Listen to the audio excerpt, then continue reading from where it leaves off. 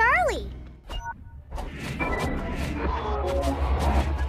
Halo semuanya, selamat datang kembali di channel Ruang Film, sebuah informasi untuk kalian penikmat konten spoiler.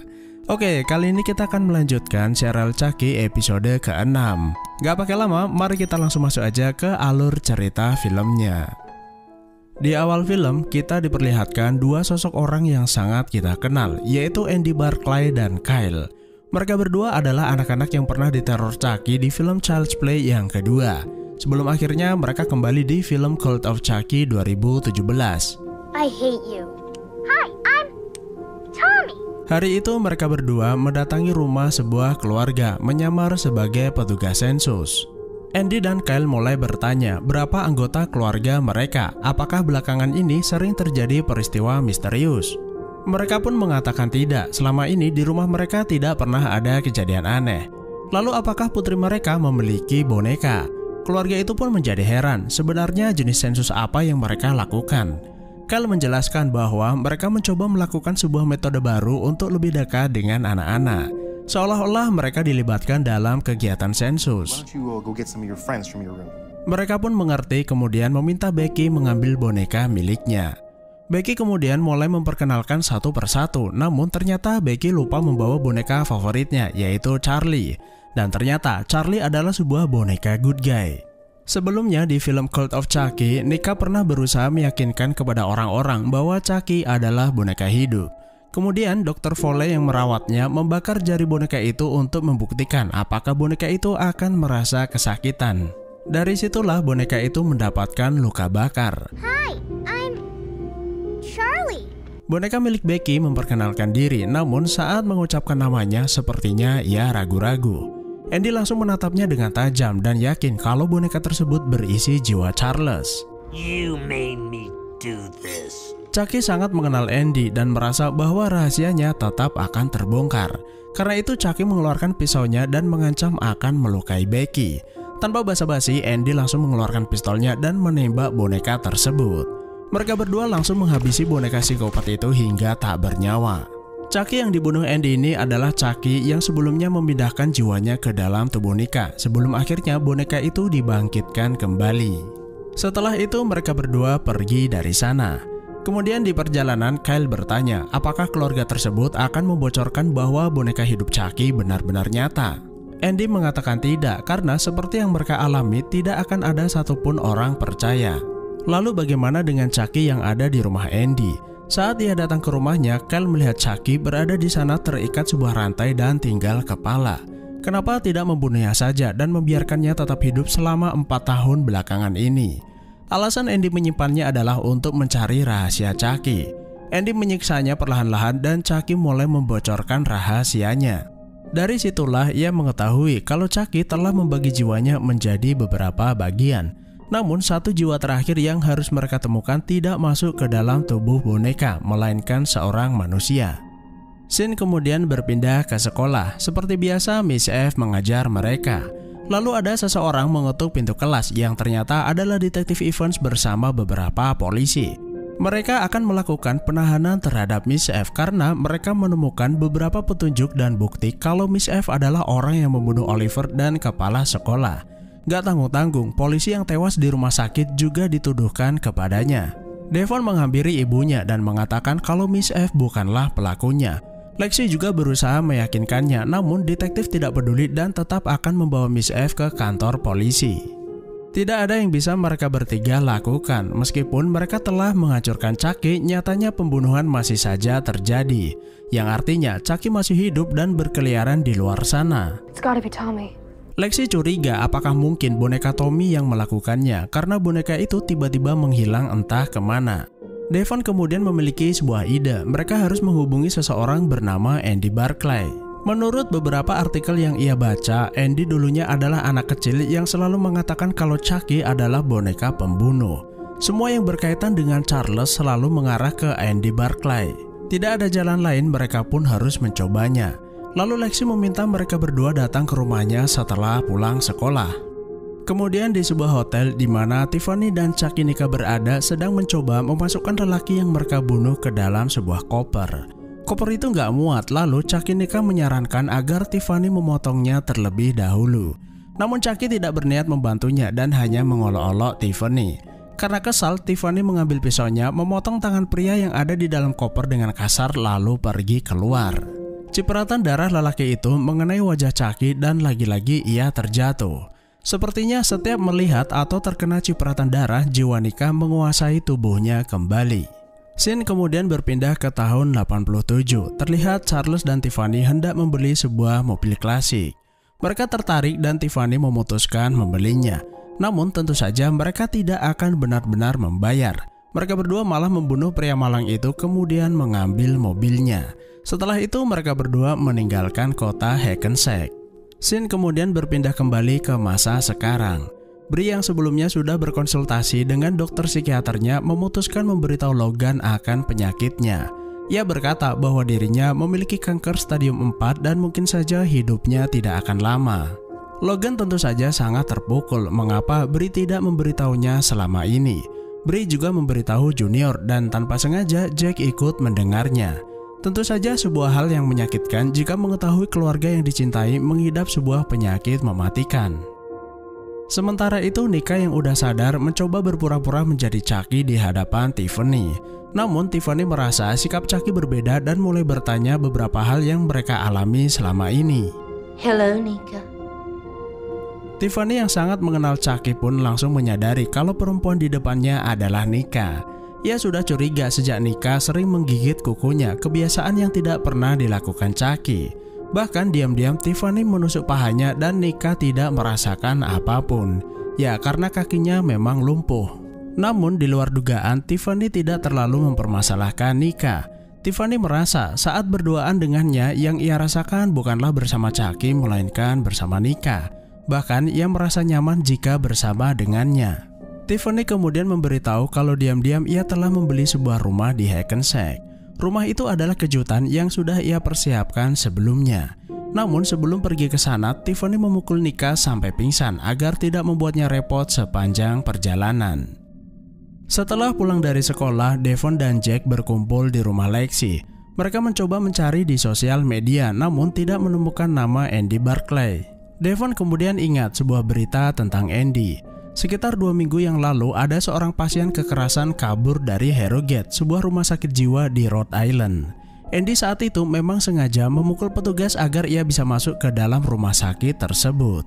Jack sendiri pernah mendapat telepon dari seseorang dari Rhode Island yang memperingatkan tentang Chucky. Ia sangat yakin bahwa penelpon misterius itu adalah Andy Barclay. Tiba-tiba Junior datang ke rumah menemui Lexi. Ia menceritakan kondisi ibunya yang sedang sakit dan mengeluhkan sikap Lexi yang tidak peduli kepadanya. Saat membutuhkan seseorang untuk berada di sampingnya, Lexi malah sibuk dengan urusannya sendiri. Namun Lexi mengatakan kalau ia hanya ingin melindunginya. Junior tidak peduli dan ia memutuskan untuk mengakhiri hubungannya dengan Lexi. It's over. No, Junior, please. Meskipun Lexi memohon, Junior tidak berkata apapun lalu pergi dari sana. Jack kemudian mencari nomor Andy, sayangnya telepon itu sedang tidak dapat dihubungi dan memintanya meninggalkan pesan. Hi, this is Andy Barclay. Leave a message.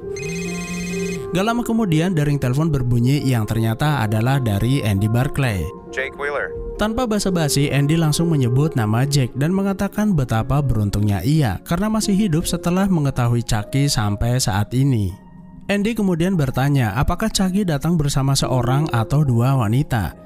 Jack mengatakan tidak, namun yang pasti ia berharap Andy segera datang ke Hackensack untuk membantu mencari Chucky. Andy berkata kalau Jack tidak perlu repot-repot mencarinya. Yang perlu ia lakukan hanya menunggunya karena Chucky pasti akan datang untuk membunuhnya. Jika Chucky tidak menemukan Jack, maka orang-orang di sekitarnya akan menjadi sasaran. Devon dan Jack pun berpikir rumah Junior mungkin akan menjadi tempat pertama di mana Chucky akan mencarinya. Andy meminta Jack memberitahu alamatnya dan mereka akan segera datang ke sana. Sementara itu, Tiffany menggunakan mobil tua miliknya mendatangi sebuah rumah yang sudah ia beli. Seorang wanita bernama Gladys sudah menunggunya untuk serah terima. Ia mengatakan bahwa rumah ini sangat indah dan ia hanya perlu melakukan sedikit renovasi. Tiffany berencana tinggal di rumah tersebut bersama tunangannya dan sebenarnya tunangannya itu dibesarkan di rumah ini. Gladys pun menjadi heran karena rumah ini sudah kosong bertahun-tahun sejak terjadi pembunuhan. Ia menduga apakah tunangannya tersebut adalah anak yang orang tuanya dibunuh bertahun-tahun yang lalu. Sambil tertawa, Tiffany mengiyakan. Sikap anehnya itu membuat Gladys merasa ngeri. Lalu ia memberikan sebuah paket yang dikirim untuk Tiffany, sebuah kardus besar, lalu segera berpamitan. Kalau dilihat dari ukurannya, sepertinya kardus itu berisi boneka Good Guy. Tiffany kemudian membuka bagasi yang ternyata Nika diikat dan disembunyikan di sana. Setelah membawanya masuk ke dalam rumah, Tiffany berpamitan kemudian meninggalkannya sendirian. Sementara itu di kantor polisi, detektif mulai menginterogasi Miss F. Mereka menunjukkan catatan tugas terakhir Miss F dan beberapa barang bukti yang dipenuhi sidik jarinya. Ternyata kepala sekolah memiliki beberapa catatan remaja Miss F. Detektif menduga Miss F membunuhnya karena tidak ingin rahasianya terbongkar. Miss F pun menolak mengatakan apapun sebelum pengacaranya datang. Siang itu Bray mengajak Junior pergi bersamanya untuk menemui psikiater. Junior kemudian bertanya kepada ibunya apa yang sebenarnya mereka bicarakan. Bray mengatakan kalau mereka membicarakan hal-hal yang tidak dibicarakan di rumah. Junior mengatakan mengapa tidak membicarakannya di rumah saja. Ibunya mengatakan tidak tahu, berpamitan kemudian keluar dari mobilnya. Dan ternyata si boneka begundal itu diam-diam ikut bersama mereka. Saat bertemu dengan dokter psikiaternya, Bray mengatakan bahwa ia telah memberitahu keluarganya. Ia juga menyampaikan bahwa ia menolak pengobatan penyakitnya. Dokter menyarankan Bray mempertimbangkannya kembali. Saat ini ia mungkin sedang tertekan sehingga memutuskan hal tersebut. Bray berkata bahwa ia baik-baik saja dan hanya ingin menjalani kehidupan dengan keluarga di waktu yang tersisa. Ya, mungkin saja daripada ia menjalani pengobatan yang belum tentu sembuh, mendingan waktu ia habiskan bersama keluarganya. Setelah selesai, Bray keluar lalu merenung sejenak di depan jendela. Boneka sialan itu ternyata sudah membututinya sampai atas. Tanpa Bray sadari, Chucky mendorong sebuah meja ke arahnya dan karena ulahnya itu, Bray terlempar keluar kemudian terjun bebas ke bawah. Naas, Bray jatuh mengenaskan tepat di depan Junior. Insiden tersebut membuat Logan dan Junior terpukul. Untuk sementara mereka menyimpulkan bahwa Bray bunuh diri, namun Logan tidak percaya karena Bray tidak menunjukkan hal-hal yang mengarah ke sana. Dokter psikiaternya berkata bahwa seseorang saat dekat dengan kematiannya, mereka akan mencoba mengambil kendali diri dengan cara yang bisa ia lakukan. Pengobatan sebelumnya juga tidak berhasil dengan baik. Ia tidak ingin menjadi beban keluarga dengan penyakit yang dideritanya. Junior mengartikan bahwa ibunya menyerah begitu saja dan tidak peduli lalu meninggalkan mereka. Setelah semua pergi, Jack menghampiri Junior lalu berkata mungkin penyebab kematian bibinya bukan karena bunuh diri. Junior tidak peduli ucapannya dan mengatakan bahwa semua baik-baik saja sebelum kedatangan dirinya. Stay the fuck away from me. Sementara itu di rumahnya, Devon sedang mencari cara untuk menjebak Chucky. Ia menonton beberapa adegan di film untuk menirunya. Kemudian ibunya masuk ke kamar untuk berpamitan. Ia harus pergi malam itu dan meminta Devon jangan pergi kemana-mana. Nyonya Evan juga meminta maaf kepada anaknya kalau selama ini ia telah salah menilai Jack. Yang ternyata semua kekacauan ini disebabkan orang lain. Sebelum ibunya pergi, Devon bertanya apa tanda-tanda orang sedang jatuh cinta. Ibunya mengatakan saat ia jatuh cinta dengan ayahnya, ia tidak bisa berhenti memikirkannya. Lalu ibunya bertanya apakah saat ini ia merasakan hal tersebut dan apakah pertanyaannya itu berhubungan dengan Jack. About Jake? Yeah. Devon mengiyakan, namun ia khawatir kalau ibunya akan melihatnya dengan cara yang berbeda setelah mengetahui hubungannya dengan Jack. Ibunya kemudian berkata apapun yang ia jalani dan putuskan tidak merubah kasih sayangnya sebagai seorang ibu. Malam itu sesuai rencana, Devon, Jack, dan Lexi berkumpul di rumah Junior untuk memasang jebakan tradisional. Devon melakukannya persis seperti apa yang ia lihat di film sebelumnya.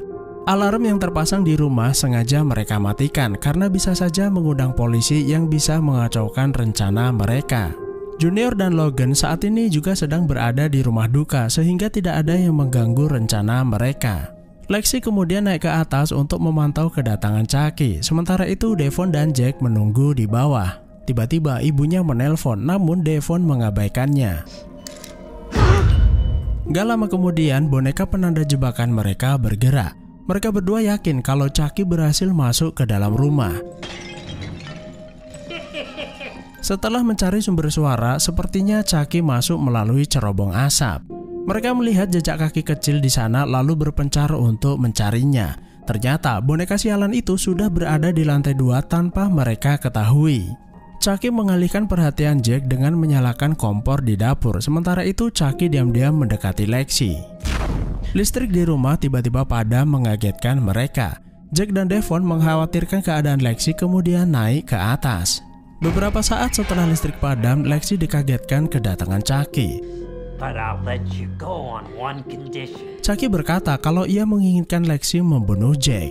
Jack yang sudah berada di lantai atas mendengar percakapan mereka diam-diam menyelinap masuk. Lexi mencoba mengalihkan perhatian Chucky. Jack pun mendekat dan siap memukulnya. Chucky ternyata menyadari kedatangannya, melukai kaki Jack kemudian kabur keluar. Devon yang sudah menunggunya di balik pintu langsung menyetrumnya hingga terpental. Namun hal itu tidak membuat Chucky kesakitan.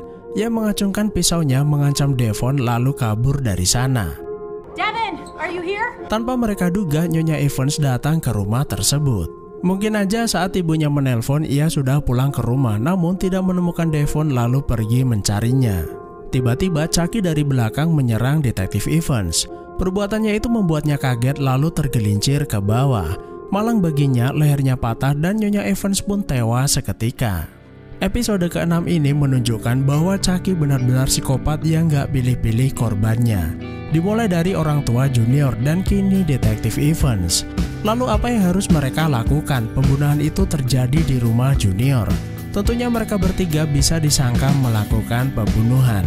Kita tunggu saja episode selanjutnya. Terima kasih sudah menonton, sehat selalu buat kalian dan sampai jumpa di next video.